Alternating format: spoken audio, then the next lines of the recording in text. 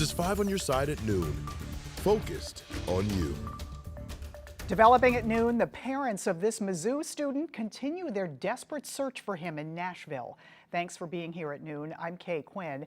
22-year-old Riley Strain hasn't been seen since Friday night after he was kicked out of a bar. Sharon Dankwa talked with his parents and has the latest on the investigation. It's what Michelle Whited and her husband are calling their worst nightmare. It's so hard.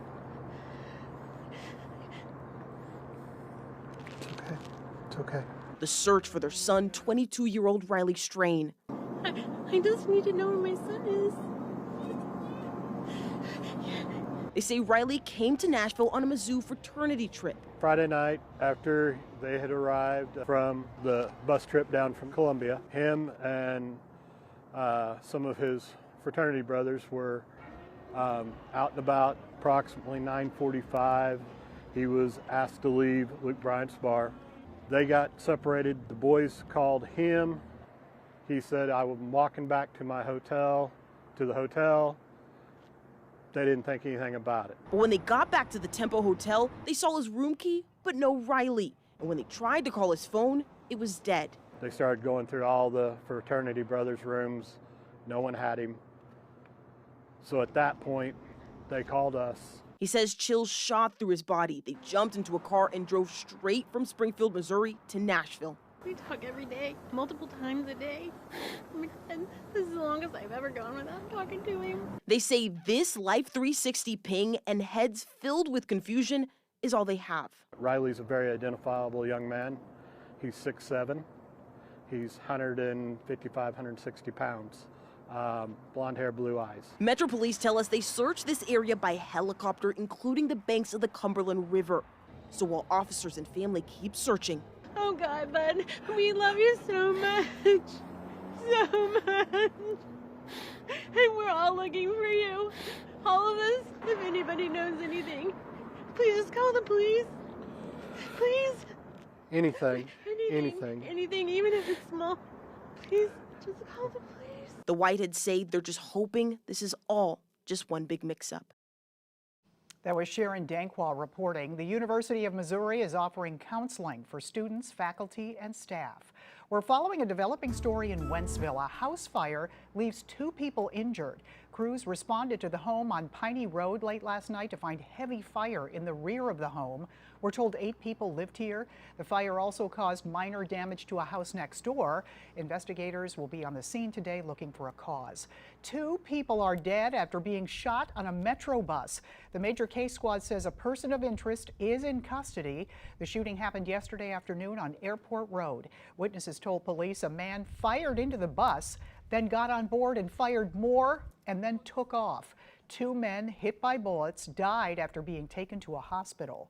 We're following a tragic story in western Illinois. 3 children dead after the school bus they were in collided with a semi-truck. Illinois State Police say the bus crossed the center line on Route 24 in Rushville yesterday and went right into the path of a truck. Both vehicles caught fire. The 3 children and the driver were the only ones on the bus. They all died, along with the driver of the truck. The cause of that crash is under investigation. Today marks 1 year since a shooting in Hermann, Missouri left a police officer dead and another injured. Tonight, the community will honor Sergeant Mason Griffith, who died, and Officer Adam Sullentrop. The vigil will be held at the Riverfront Park Pavilion at 7 p.m. Kenneth Lee Simpson faces several charges in connection with the shooting, including first-degree murder. Well, it seems spring is here. We can only hope it's here to stay. Let's take a live look at a cloudless sky in O'Fallon, Illinois. Temperatures in the 70s. Meteorologist Gary Frank is in for Jim Castillo with the Weather First forecast. There is a possibility of rain today, Gary? Yeah, it's going to be much later tonight, I think, is when we settle in with a few storms. And, you know, it's tough because we're having such a hard time with the last few storms getting any sort of rain. But I'll show you that area specifically. But right now, as you mentioned, a cloudless sky from Weldon Spring to Cuba with those high clouds outside overall. And I think what you're going to continue to see is relatively clear conditions. There is the cloud cover off to our west. It's this system that storms are going to develop I would say over the next 6 to 7 hours and impact the Kansas City area. But it's as they get to us overnight, how they're going to fall apart. I think most of them will, but there will be some areas that are impacted. Right now, temperatures, though, are very mild. We are staying really nice, 69 degrees. South breeze only at 8 miles an hour, so wind is not gusting quite as much. We're still seeing about 10 to 15 miles an hour. It is a little bit more breezy off to the west. That will start to pick up a little bit, but into this evening, mid-70s. Clouds are increasing, though, ahead, and as I mentioned, things are going to change over the next few days with hit-and-miss rain chances, but a severe weather threat increases, and we're going to circle Thursday for that before cooler days are ahead. We'll time that out and talk about those hit-and-miss rain chances coming up.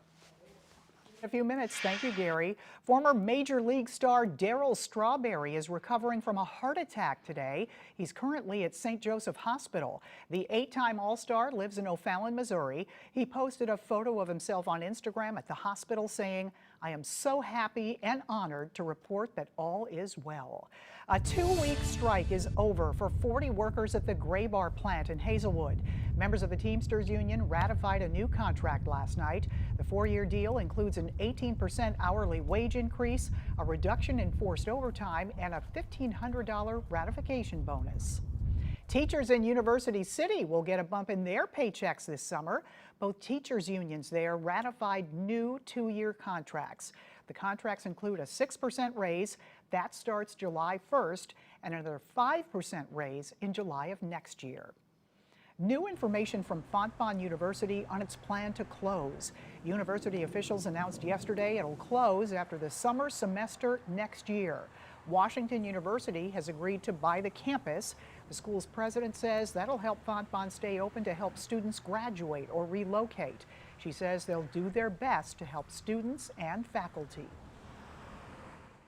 For the next 2 summers, undergraduate students can take all of their courses basically for free because we're going to scholarship them for tuition, and I think that's helpful. They'll have individualized plans so that if they want to graduate from here and can, they will sit down with their advisors or with their faculty members and they will plot out semester by semester courses. All staff will receive severance packages. Faculty will have guaranteed year-long contracts, allowing them time to look for new jobs. Right now, the Army Corps of Engineers is testing under homes in Florissant. They're looking for possible radioactive contamination in the Cades Cove subdivision. We're told some of the homes are on top of a tributary to Coldwater Creek, which was contaminated by radioactive waste from bombs made for World War II. Testing could take up to a year. Still ahead, more trouble for Boeing, what we're learning about an FAA audit, and the number of problems found with the company's 737 MAX production. Plus, surprising results from a new study about how teenagers feel when they don't have their phones with them.